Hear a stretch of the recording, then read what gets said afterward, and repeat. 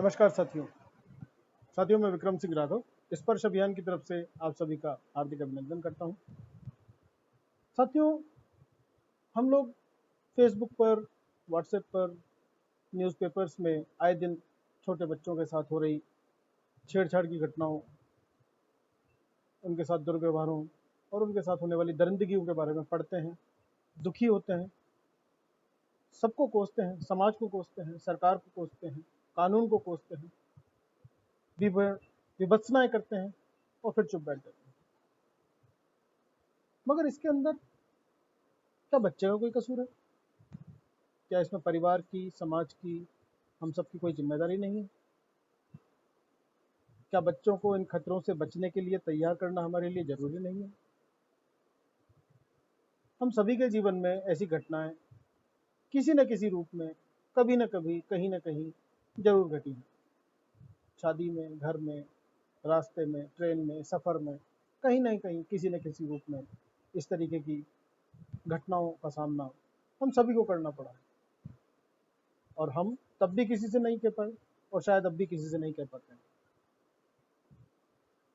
हमारे अपने ही बच्चों, हमारे पड़ोसियों, हमारे समाज के अंदर जो ये घटनाएं हो रही हैं, इन घटनाओं से बचने के लिए कानून तो है, लेकिन कानून इन घटनाओं की भीषण स्थितियों पे काम करने की तैयारी के साथ ज़्यादा अग्रसर है। लेकिन उससे पहले बचाव ही सबसे बड़ा उपाय है। इस पे ध्यान देना बहुत ज़्यादा ज़रूरी है। क्यों ना हम अपने बच्चों को कुछ छोटी छोटी बातें बताएं, समझाएं और सिखाएं कि ऐसी कोई स्थितियां होने पर उन स्थितियों की गंभीरताओं को कैसे पहचाना जाए और ऐसी स्थिति में उस पर कैसे रिएक्ट किया जाए। और इसी सोच को लेकर के साथियों, पिछले साल अगस्त महीने के अंदर ही हम लोगों ने स्पर्श अभियान शुरू किया था, जो एक अभियान ना होकर के आदरणीय नवीन जैन साहब, जो एक भारतीय प्रशासनिक सेवा के सीनियर अधिकारी हैं राजस्थान के, और उनका एक आइडिया था कि क्यों ना हम कुछ स्कूलों में जाकर के हफ्ते में शनिवार हमारे पास थोड़ा सा फ्री समय होता है, जो हम घर पे टीवी देखने में, मोबाइल्स में इधर उधर घूमने में लगाते हैं। तो शनिवार का एक छोटा सा हिस्सा हम क्यों ना स्कूल्स के अंदर जाकर के और बच्चों को गुड टच पर, बैड टच पर शिक्षा दें, उनको बताएं कि अच्छा स्पर्श क्या होता है, बुरा स्पर्श क्या होता है और स्पर्श की पहचान कैसे की जाए, और ऐसी स्थिति में जब हमें पता लगता है कि ये स्पर्श अच्छा नहीं है तो हमें कैसे रिएक्ट करना है। और बहुत सिंपल से हमने उसमें आइडिया जनरेट किया। सिंपल सा, जब हमें कोई स्पर्श नहीं अच्छा लगता है तो चिल्ला करके नो कहना है और वहाँ से चले जाना है और अपने किसी बड़े को जरूर बताना है। तो और ये इस पे हम लोगों ने फिर उसके बाद मंथन किया। मंथन करने के बाद, प्रैक्टिस करने के बाद, जब हमने इस पर अपना स्टफ और अपना मटेरियल बहुत अच्छे से और तैयार किया, कुछ पावर पॉइंट प्रेजेंटेशंस तैयार किए, कुछ वीडियोस तैयार किए, और हमने कुछ स्कूल्स में जाकर के जब ये सेशन देना शुरू किया, तो जो इस तरीके के लोग थे वो हमारे साथ जुड़ते चले गए और हमारा कारवां बनता चला गया। और इस छोटे से प्रयास ने एक अभियान का रूप ले लिया। और इस अभियान का रूप इस कदर लिया कि हम लोगों ने जनवरी माह तक 25 जिलों में 6 लाख बच्चों तक अपनी पहुंच बनाई। और यह अनुभव बहुत ही शानदार था। बच्चों का इस विषय पर कौतूहल, स्टाफ की, स्कूल स्टाफ की और बच्चों की संतुष्टि, यह हमारे लिए बहुत बड़ी वैल्यू, बहुत बड़ी कीमत रखती है।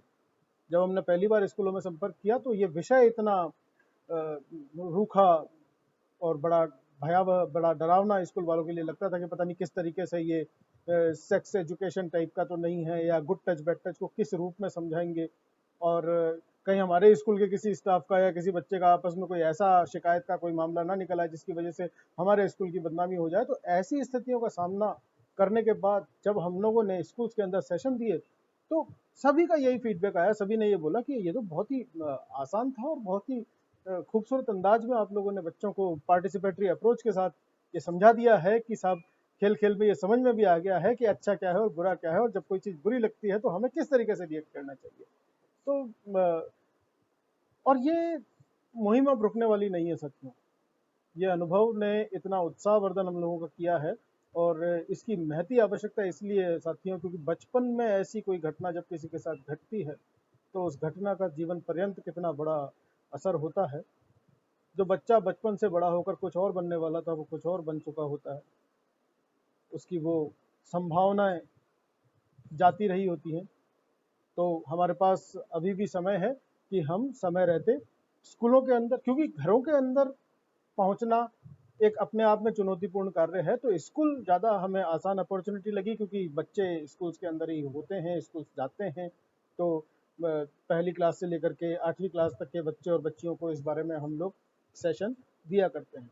कोरोना काल में कुछ चुनौतीपूर्ण स्थितियां सामने आई हैं साथियों, लेकिन इसने ये मौका भी पैदा किया है कि हम लोग डिजिटली, ऑनलाइन और जो जो भी संभव माध्यम हो सकते हैं, उन माध्यमों से हम न केवल बच्चों तक बल्कि अध्यापकों तक, कोचिंग इंस्टीट्यूट्स तक, पेरेंट्स तक और समाज के हर तबके तक इस तरीके से हमारे मैसेज पहुंचा सकते हैं। साथियों, इसके लिए हम लोगों ने बहुत ही प्यारे, बहुत ही साधारण, बहुत ही सरल और बहुत ही सुलभ वीडियोस तैयार किए हैं, और इन वीडियोस के माध्यम से, इन मैसेजेस के माध्यम से हम लोग ये सेशंस लिया करते हैं और लोग इन सेशंस को ले सकते हैं।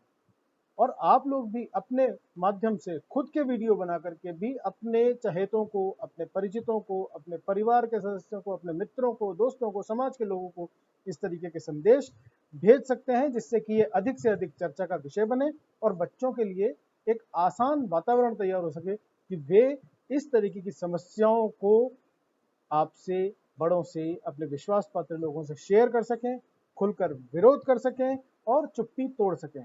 तो स्पर्श की तरफ से एक बार फिर से आप सबको अभिनंदन। नमस्कार।